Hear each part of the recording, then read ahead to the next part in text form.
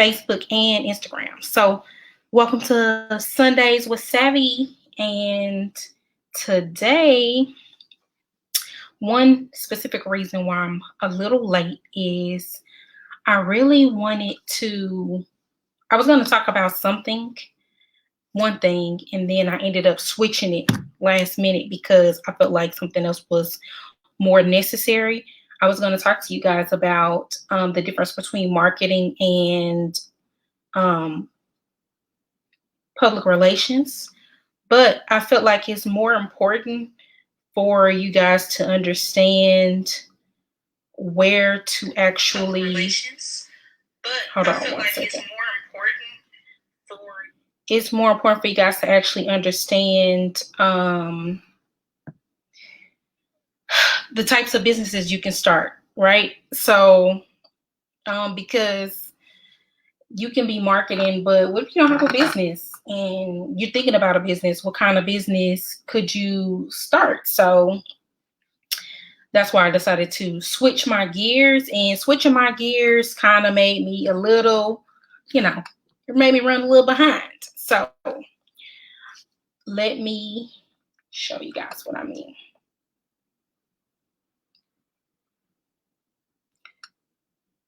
I know one thing for sure is that a lot of people want to start businesses right now. And I feel like that's a great idea. I mean, it's never not a bad time to start a business, but if there was ever a great time to start a business, now is like one of those really great times to start a business. So I'm gonna switch. I'm gonna go and change my slide so you can see. And like I say on all my lives, if you here, that's fine. If not, you can always watch it later, catch those gems a little bit later. There will still be available for you to catch. I'm not sure how many of you are familiar with basic commodities, right? Commodities are those things. The top 10 commodities are things that they're goods or services used to produce another good or service. I'm going to give you 5 of them: oil, wheat, gold, gold. What's the other one, guys? I have it right here. Oil, wheat, gold. And I'm only going to give you 5 of them. Hold on one second. My bad. Cotton, corn, and sugar. Those are 5. All of those are used to produce other types of products or services, right? Well, when we start businesses, I see so many people starting businesses that it's just something that they want to do, but you don't really know how you're gonna make money from it. So, which is not really good, right? Because that's one part of it. You need to know how you're gonna make money from that business. But also, it has to be more than just a good idea, right? And there are businesses that you can create that will always have supply. There will always be a demand for it, and those businesses tend to do well because they're like recession proof almost, right? Because people need them. They satisfy our top 10 basic needs, which is a clean and beautiful environment, adequate supply of safe water, minimum requirements of clothes, a balanced diet, simple housing, basic health care, communication facilities, energy, education, and then cultural and spiritual needs. There are not enough of us thinking about the things that people need on a basic level. Hearing just flew off. What people need on just a basic level versus, I'm gonna open a boutique, or I'm gonna do makeup, or I'm gonna do trying to think of some other ones. Those are ones I see a lot, or selling hair. Now, these may apply to women because they're like beauty businesses, clothing, apparel related. People want to start, their own labels and all those type of things, which is great. All this stuff is great. But what I'm telling you to do is think about transformation and being an impact in people's lives. If you start a business that is related to the things that we need on a daily basis to survive or live, things that we use on a daily basis, then you're more likely going to have a business that is always in demand, right? And I have some examples of what those type of businesses are based on these top 10 basic necessities. So that could be housekeeping, lawn or pest control. You can put those together. You don't have to, but those are different types of businesses. A water brand, a grocery store, organic food delivery, multifamily housing, that can be real estate or property management, healthcare professional, if you're a doctor or dentist or optometrist or podiatrist or gynecologist, you can have your own practice, right? And you're offering something that transforms people, and you're offering something that people. I've worked with people who want to start a trade school, and we, did business plan. They did they wanted to do their research because that's something that they felt was missing. So that is an option. And then on the basic level for cultural and spiritual needs, you can be a life coach or a religious organization. So religious organization or spiritual organization is not limited to church. There's other ways to pour into people culturally and spiritually. That could be art. It could be an art gallery. It could be it could be a creative space. Like in Chicago, my homeboy Edwin, they have a Color Reserve. Color Reserve is a creative art resource for creative artists. And creative artists is not limited to just, visual artists. It could be dance. It could be paint. It could be sculptures. It could be film. It could be content. Like the spectrum is so wide, just like us. Like we have so many different things that we can do. Julie and Bonnie, thank you for joining in. Blue, thank you for joining in. Okay, so I just really wanted to hop in here today and really try to get people to think outside of the box when they're thinking about what type of companies they're going to have. Think about the type of transformation that you can have on these people's lives. Like, what does my business answer any of these? Or does my business or service or product offer some type of transformation for people, being a solution? But if you are a solution if your product or service is a solution that is something that people use daily, and you're not even limited to these examples that I listed, that could also be, here's examples again, those other things that you could do, something that you think about, the things you use every day. Toothbrush, right? Now, paper towels and toilet paper, they require special equipment. I'm not saying that you couldn't start a company like that, right? But it will be a larger investment because the equipment necessary to manufacture those types of things.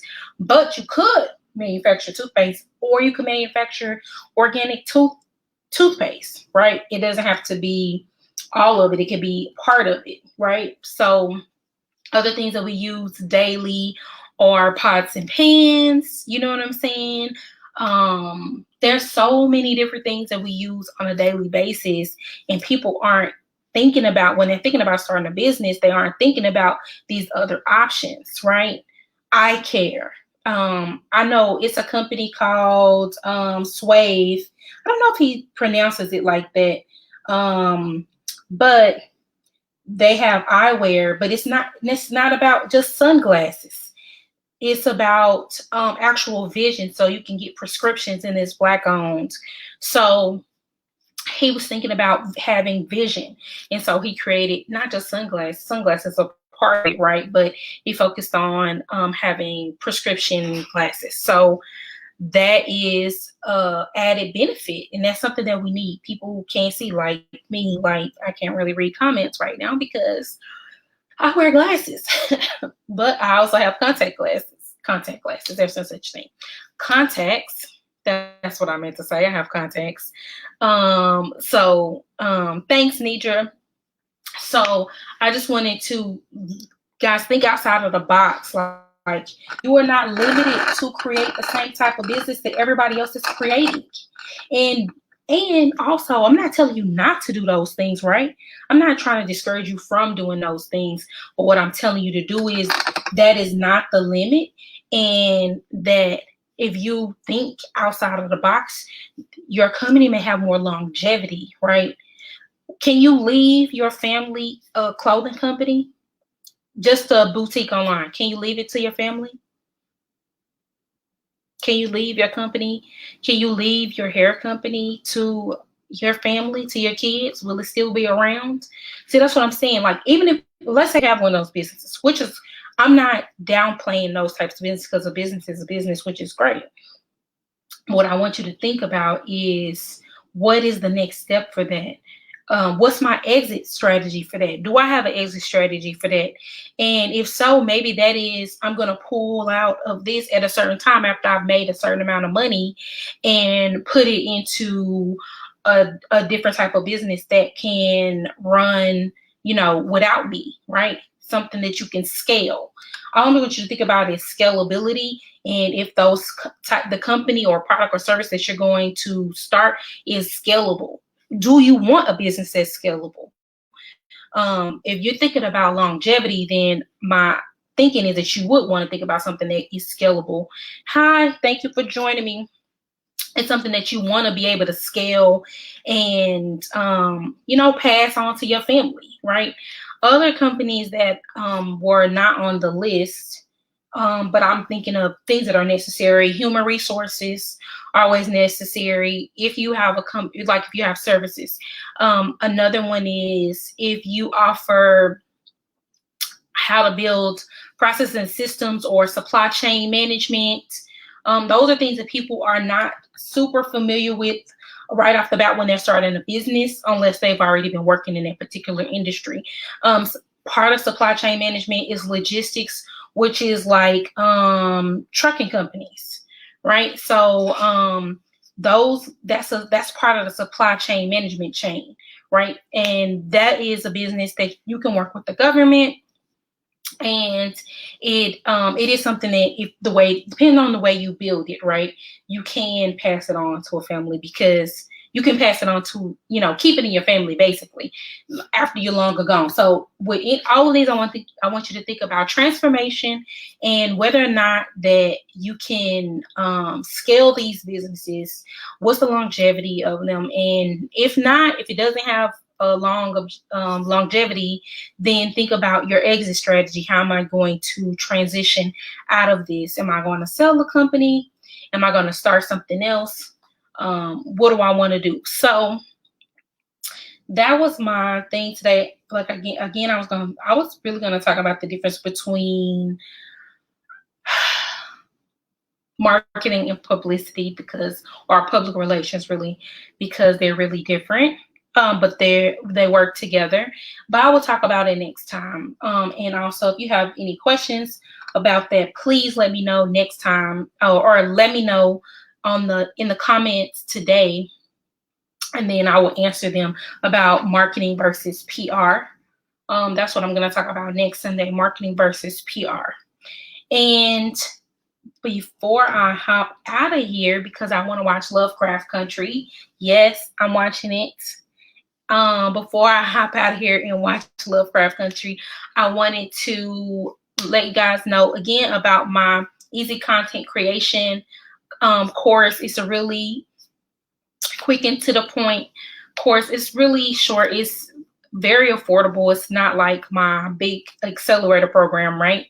And what it helps you do is create a process that takes away that panic posting that you're doing on Instagram, like trying to figure out every day, what am I going to post on Instagram today?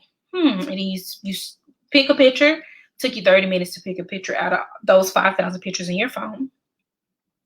Then after you pick the picture, you're like, okay, what caption am I gonna write? And then you spend another 30 to 40 minutes trying to figure out the perfect caption for this photo that it took you forever to find out of the 5,000 pictures you have. So this course helps you put all of that in a process that's quick and easy and that is planned ahead of time, right? So that you are not panic posting, because that takes up time and you can be using your time to do other things like acquire customers, right? If that's already in play. And you don't have to worry about social media. I know social media can be overwhelming. I personally have taken a step back. I had already been very limited in my timing on social media, like an hour, but I've limited now to 5 minutes because I don't have to post. I don't have to go to the actual app to post, right? So I automate all my content except for this live, because it's live. You cannot automate lives. That's the whole point. So I spend 5 minutes engaging with other profiles, and that's it. Because I plan my content out, and more importantly, I plan my customers, my clients' content out ahead of time and schedule it so that I'm not constantly spending unnecessary time on social media, right? I engage for 5 minutes, and then I'm out. That's it, 5 minutes. I'm down to 5 minutes. It was an hour. I moved it down to 5. With the planning, I'm able to do that. So within that course, you can do that. You can create all your content for, you could spend a day. You can spend a day, or you can spend 3 days. It's up to you, because it's all about the way that you work. But it's about creating everything in a batch and getting it done so that you don't have to panic post, right? Hey Shay, hey LaFemme. Thank you guys for joining me. Okay, so that's available. The link is in my bio. It's super easy. I also have a growth hack in there for your Instagram if you are interested in growing your followers. That's not really my thing. Followers are a vanity metric. So I'm not like ever really worried about it, right? But what I do want to say is that's not everybody's journey. So if it's not your journey, that's fine. If you want to get followers, that's fine too. I'm not mad at you, because I know at a certain limit, there's things that you can do. And as long as you're considering that and you have a intention, right? Because we post with intention. If you have an intention behind it, then that by all means, go for it. That's why I included it. But it also helps you reach your target audience, how to talk to them in messaging. So that is in the easy content creation. The link is in the bio. Share it with a friend. Spread the love. Spread the love. So let me just wrap up. Today I just talked about, instead of talking about marketing versus PR, which I'm going to talk about next Sunday, I really felt compelled, because I had a conversation recently about how people start businesses and they stay in this little box. It's like this box, and they pick something that's in this box. And what I'm telling you is that you don't have to stay in that box. Is that your business, if you pick something that is transformative or necessary, then your likelihood of growing is bigger, right? You have more opportunities, because these are things that people need every day. So I just wanted to encourage you guys to think outside of the box, right? Get up out of the box. Like, you ain't got to be here with it. You know what I'm saying? Out of there, out. I don't live in a box. You know what I'm saying? I ain't live in a box. No, I don't live in a box. So you don't have to stay in that box. You can. The sky is unlimited to the things that you can do. But if you think about those things that people need every day, then I'm telling you, you're more than likely, right? You're always gonna have customers, because it's things that people use and need every freaking day. Okay. And then my last little thing, which I did not put, okay, so I didn't have the picture in there, but My last little thing is, yeah, no boxes, no ceilings. That's right. That's right, Shay. My last little thing that I want to tell you guys about. Y'all, my hair, I straightened it today, and you know, I was gonna be outside, guys, but my hair would have turned into an afro if I was out there. So let me just, this my real hair. Okay, let me stop acting up. What was I gonna tell you? Oh, if you are ready to start a business and you don't know where to get started, then you can join the Savvy Business Accelerator. I'm doing my last live Savvy Business Accelerator this month, starting in 2 weeks. It's the last one that will be live, right? And it's the last one at this price. So if you want to, that link is in the bio. And in the Savvy Business Accelerator, it's a step-by-step class for building a business, right? We register your business. Now it's like me doing the work. You're doing the work, but I'm there with you, right? Walking you through everything. We build our profit plans. We build marketing plan, business plan, strategies that'll work. We help you identify your customers. We help you set up your business banking, your EINs, your LLCs, all of that. It's all there. We get you done, set up so that you can move to the next step of building business credit. Then we send you to the Haitian CEO so that you can do that. Because we get you the basic steps and then we send you off to the experts in business credit and business funding. But I will lead you and give you access to other business funding outside of business credit, which is like government contracting and grants, of course, and other types of pitches and stuff. But see, if you don't know who your customer is, you can't build a pitch, right? You can't build a pitch to, go out for investors, right? So, but you get to learn all of that.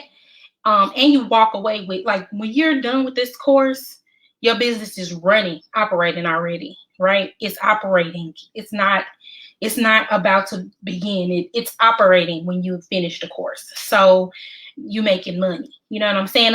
Unless you have a really big a high level concept business like Shay's spa. That's a spa, so hers takes a little bit more time, right? But she has all the tools already, right? Her business is, registered and all of that once she settles on the name. But after that, right, she'll have all her other stuff ready. You know what I'm saying? So we go through your branding, we build it out, we do everything. So that is in the bio. The link is in the bio if you want a step-by-step starting a business.